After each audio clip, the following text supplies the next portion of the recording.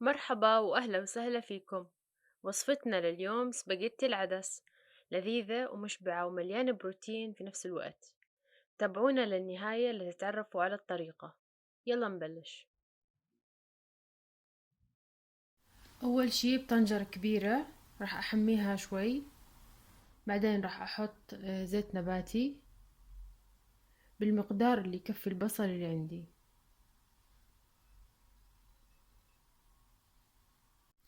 لما سخن الزيت راح أضيف البصل. عندي هون بصلتين متوسطات، وقطعت كمان توم، حطيت حبتين حب متوسطات كمان.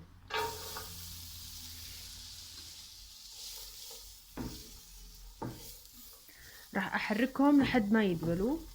بعدين ننتقل للخطوة الثانية.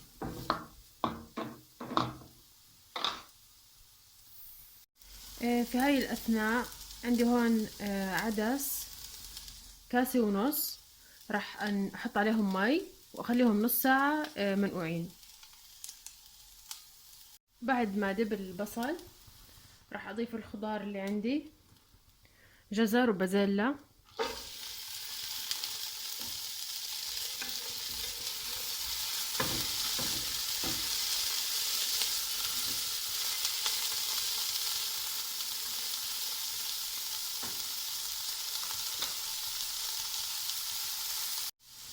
بندورة مبشورة، بس أنا كنت حطيتها بالفريزر، بإمكانكم تعملوها طازة،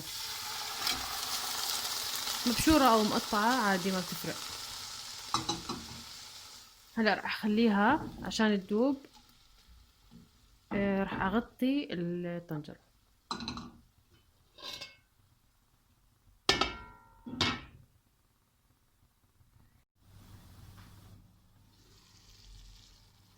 هلا راح أضيف عليها معجون الطماطم أو صلصة الطماطم.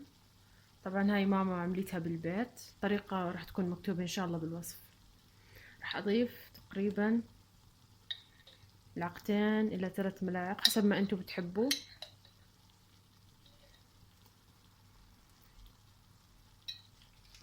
ولأنه إحنا بنحب الحار راح أضيف تقريبا نص ملعقة صغيرة شطة حارة.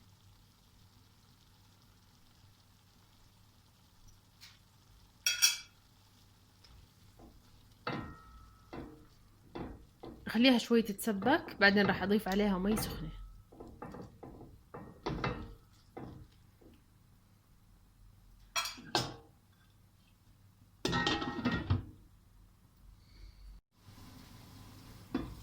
هلا تسبكت معي الصلصة، راح أضيف عليها مي سخنة. وعندي هون توابل: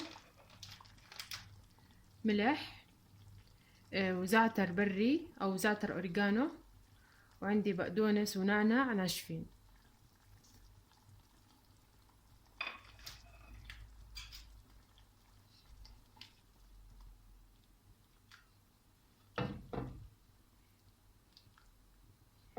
إذا بتحبوا إضافات تانية إشي برجع لكم.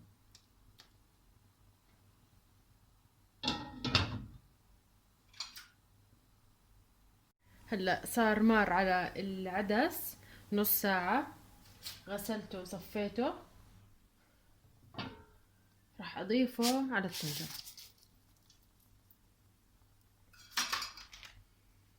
بعد هيك راح أضيف سباجيتي.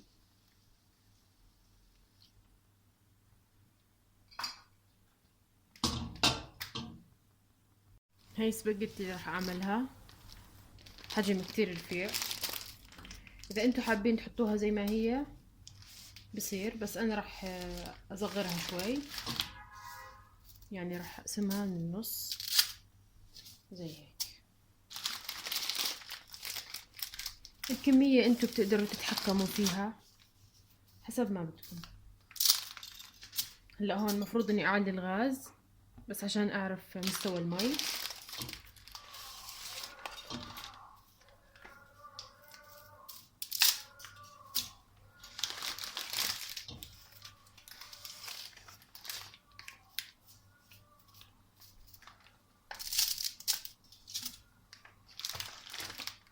انتوا شايفين مستوى المي لسه قليل، فراح اضيف مي سخنة مغلية. واذا زودتوا مي عادي، لانه هون العدس بده يستوي والمكرونة بدها تستوي، فعادي اذا زدتوا مي. كله راح كله راح ينشرب. لا مش كله راح ينشرب.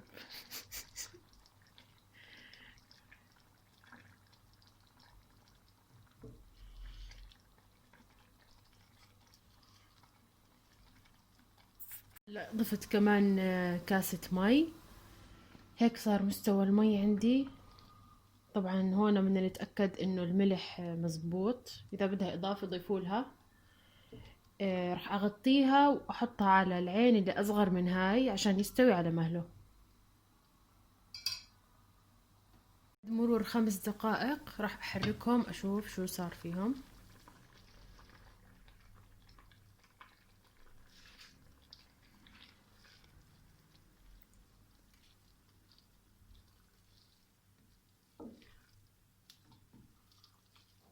راح اغطيهم لحد ما تستوي المكرونة والمي تنشف.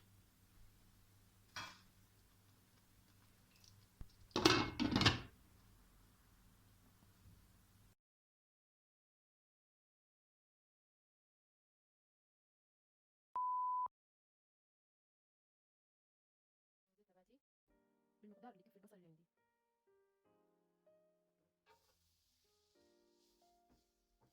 راح احركهم لحد ما يدبلوا، بعدين ننتقل الخطوة الثانية. في هاي الاثناء عندي هون عدس كاسة ونص، راح نحط عليهم مي واخليهم نص ساعة منقوعين.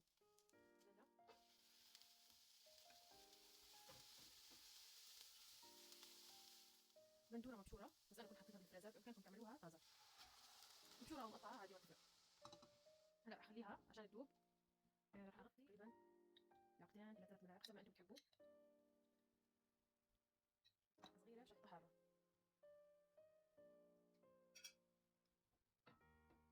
خليها شوي تتسبك، بعدين راح اضيف عليها مي سخنة.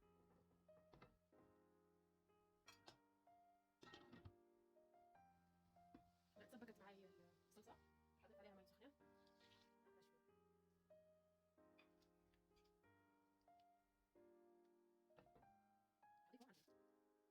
بعدين اضيف زيت. هي زيت اعملها، هاي كثير زيت. زيت اضيف مية، زيت راح اضغط شوي، يعني احسن نص. كمية قدر تحطوا فيها زي ما بدكم. لو مفروض عن الغاز، بس انا عارفة مفروض. شايفين صار مي لسه؟ قليل، راح اضيف مي سخنة. واذا مي عادي، لانه هون العدس بيستوي المكرونة بتستوي، فهي لازم كل راح ينشف. مرور 5 دقائق راح احركهم اشوف شو صار فيهم.